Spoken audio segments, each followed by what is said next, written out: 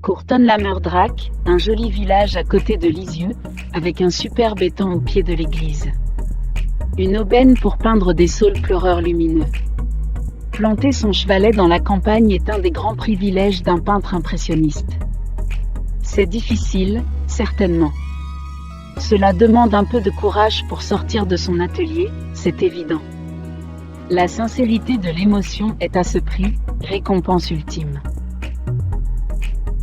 Saule pleureur à Courtonne-la-Meurdrac, huile sur toile de lin, 54 sur 73 cm, peint en 2021. J'ai planté mon chevalet au bord de l'étang de Courtonne-la-Meurdrac, tout près de Lisieux. Un endroit superbe, au calme, des couleurs magnifiques, une ambiance totalement impressionniste, comme chez Claude Monet à Giverny. Voilà, les premières couleurs sont distribuées partout, maintenant il va falloir vraiment peindre. Une difficulté, recherchée d'ailleurs, l'éclairage est à contre-jour, l'opposition des ombres et des lumières ajoute un effet de relief sur ce motif ayant peu de profondeur de champ. Pour modifier une couleur sur la toile, il existe 3 solutions. Soit banalement recouvrir par une autre couleur, soit appliquer un glacis, soit exécuter un frottis. Recouvrir d'une autre couleur, ou la changer après grattage, veut dire que l'on s'est trompé. Appliquer un glacis, ce que les peintres ne pratiquent plus vraiment à cause de l'acrylique, veut dire que la modification a été anticipée ou demande un raccord de ton. Le frottis, c'est autre chose, c'est subtil, c'est de la finesse de touche, ce n'est pas transparent comme le glacis, c'est une caresse qui disperse avec soin une autre couleur qui, par effet optique, idée du pointillisme, modifie presque par relief la couleur du dessous. Son application dans le demi-frais est extraordinaire de rendu, le faire sur une croûte sèche est plutôt moche. Travailler un frottis au couteau, plus précis qu'une brosse, comme l'exemple de cette courte vidéo, est un sortilège.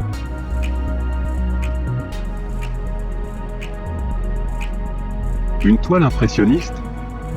Oui, certainement, je l'affirme, et je pense que personne ne peut dire le contraire. Je suis encore et toujours influencé par les journées entières passées devant les immenses et merveilleux nymphéas de Claude Monet au musée de l'Orangerie à Paris. Brassage inextricable de branches, de feuilles, de lumière et d'ombre, avec un flamboiement sourd, un regard d'abstraction informelle. Un jeu infiniment varié de taches dégoulinantes de toutes couleurs. Le regard peut se noyer dans une sorte de silence d'une profondeur sans limite. Aucune forme dessinée ne se discerne plus, sur des jaunes flamboyants, s'évanouissant, les superpositions des frottis chauds orange créent une illusion de densité qui, en réalité, n'existe pas. Un tronc d'arbre, c'est marron et les feuilles, c'est vert. Quelle idée tenace depuis la maternelle. Eh bien non, à part quelques exceptions, un tronc d'arbre est de toutes les couleurs, beaucoup de bleu, de gris, de vert, de jaune, et autres. Et le feuillage, alors là, c'est une multitude de tonalités à l'infini. Pour cette toile, j'ai alterné le travail à la brosse en soie de porc et au couteau à peindre, exécuté entièrement sur place, en 2 séances afin de retrouver, aux mêmes heures, le même éclairage. Il n'est pas impossible que je revienne en cet endroit, plus tard, sous un autre angle et avec une lumière différente.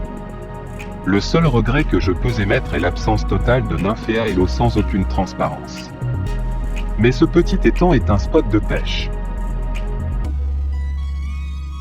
Je ne sais pas comment les peintres, les authentiques, qui persistent à rester dans une tendance impressionniste de peintres de plein air, se débrouillent pour trouver, dans la nature, leur bonheur. Car c'est bien de cela qu'il s'agit. Et leur rêve n'est-il pas de vous le transmettre, de vous le passer, de vous le partager? Alors profitez-en et partagez, vous aussi.